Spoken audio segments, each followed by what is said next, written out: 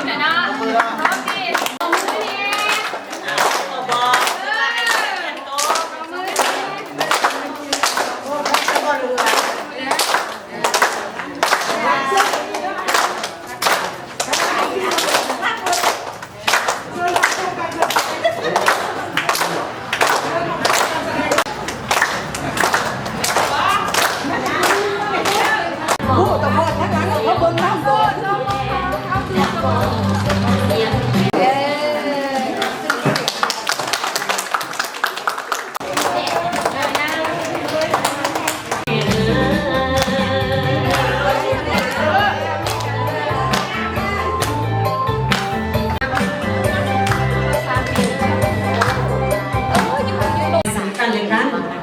จึงถึงสามตัวที่หนำของหัวหอดเป็นหมด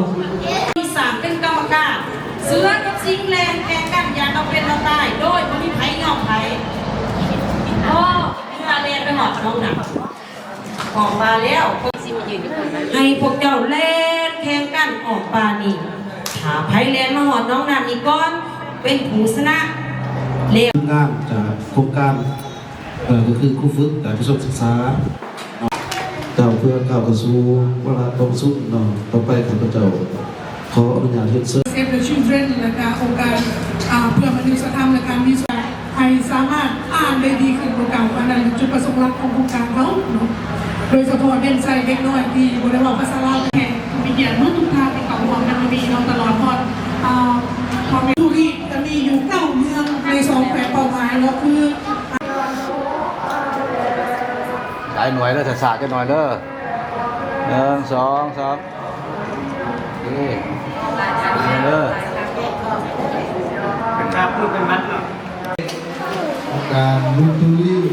และนักดนตรีเก็บโฟที่ได้สละเวลาถึง7:30 นาทีภาคแรกเริ่มเวลา 16 โมง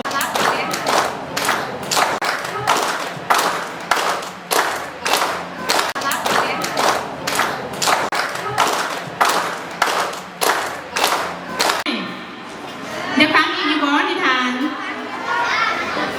อยากอ่านถึง7:30 นาทีภาคแรกเริ่มเวลา 16 โมง